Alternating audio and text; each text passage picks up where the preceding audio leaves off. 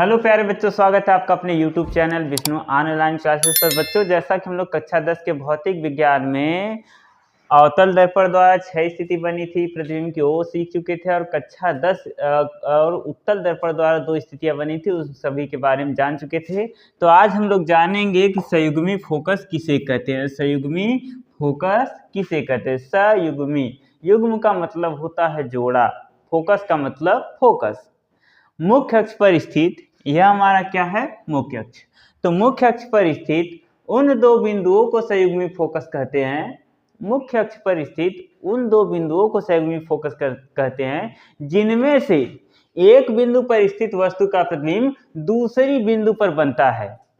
मुख्य अक्ष पर स्थित उन दो बिंदुओं को संयुग्मी फोकस कहते हैं जिनमें एक बिंदु पर स्थित वस्तु का वास्तविक प्रतिबिंब दूसरे बिंदु पर बनता है तथा दूसरी बिंदु पर स्थित वस्तु का वास्तविक प्रतिबिंब पहले बिंदु पर बनता है।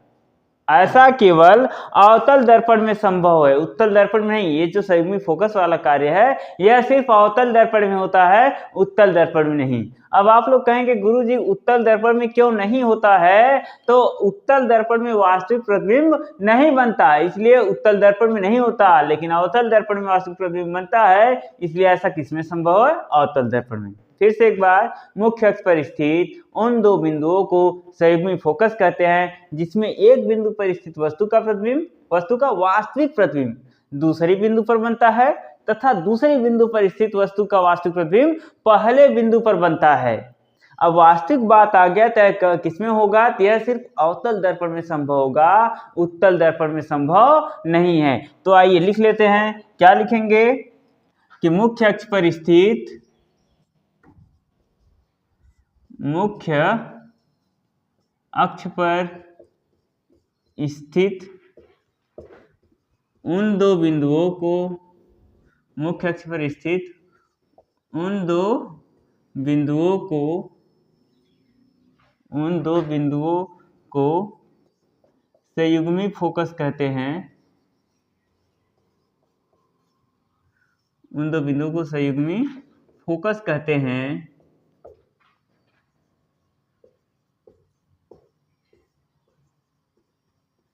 जिनमें एक बिंदु पर स्थित वस्तु का प्रतिबिंब, एक बिंदु पर स्थित वस्तु का प्रतिबिंब, वस्तु का प्रतिबिंब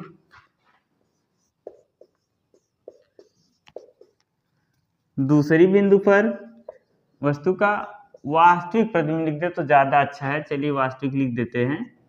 वास्तविक प्रतिबिंब दूसरी बिंदु पर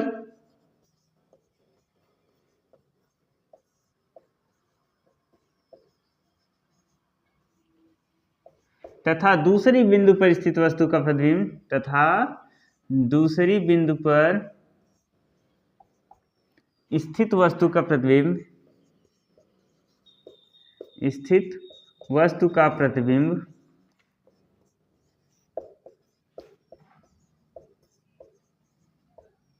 पहली बिंदु पर बनता है।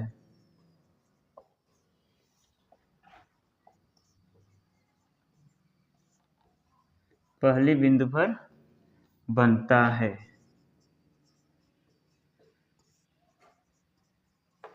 ठीक है।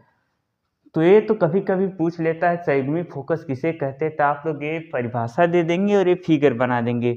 और कभी कभी ये भी पूछ लेता है कि यह किसमें संभव, मतलब संयुग्मी फोकस किसमें संभव, तो नोट करके लिखवा देते हैं। संयुग्मी फोकस, संयुग्मी फोकस केवल अवतल दर्पण में संभव है, केवल अवतल दर्पण में संभव है, उत्तल दर्पण में नहीं संभव, उत्तल दर्पण में नहीं। इस पॉइंट को याद कर लीजिएगा, क्योंकि ऑब्जेक्टिव क्वेश्चन जो पूछा जाता है यहीं से बनते हैं, तो इसको तैयार कर लीजिएगा। जल्दी से इसे नोट कर लीजिए। फिर हम लोग चलेंगे अवतल दर्पण और उत्तल दर्पण दोनों के उपयोग को पढ़ेंगे, तो जल्दी से इसे नोट कर लीजिए। अब हम लोग जानेंगे कि अवतल दर्पण का उपयोग क्या होता है, क्या क्या उपयोग है अवतल दर्पण के। अवतल दर्पण के उपयोग, अवतल दर्पण का उपयोग। पहला पॉइंट क्या लिखना है, तो पहला पॉइंट जो बड़े द्वारक का दर्पण होता है उसका उपयोग शीशा, जो हम लोग दाढ़ी बनाने जाते हैं ना तो उसके सामने जो नाई शीशा लगाता है वह कौन सा प्रयोग होता है, तो अवतल दर्पण। तो पहला पॉइंट हम लिखेंगे बड़ी फोकस दूरी वाले,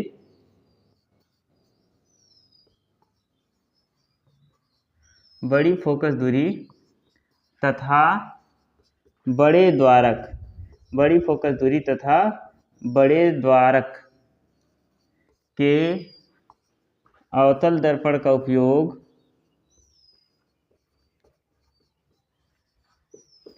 दाढ़ी बनाने में किया जाता है, दाढ़ी बनाने में किया जाता है।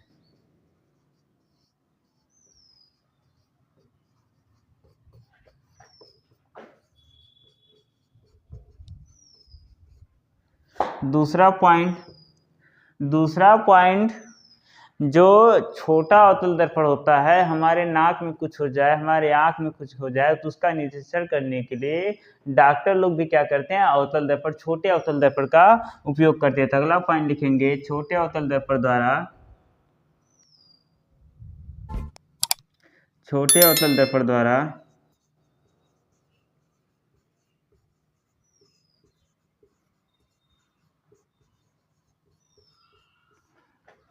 प्रकाश की किरणों को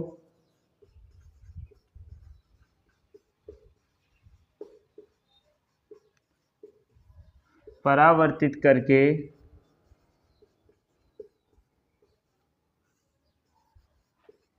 डॉक्टर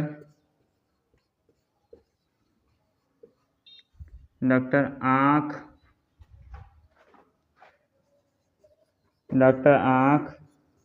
कान और नाक आदि का निरीक्षण करते हैं।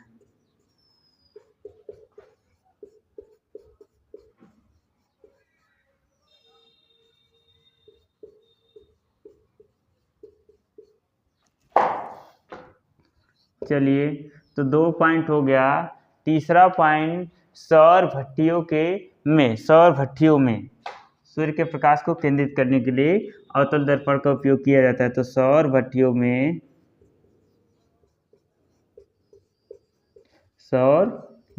में सूर्य के प्रकाश को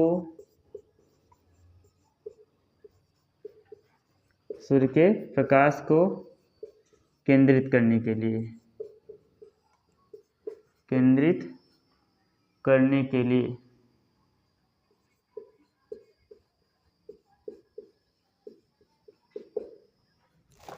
और चौथा जो होगा टेबल लैंप के शैडो में। शैडो का मतलब जो छाया करने के लिए नहीं होता है, टीवी सीरियल में देखे होंगे, तो उसमें, तो टेबल लैंपों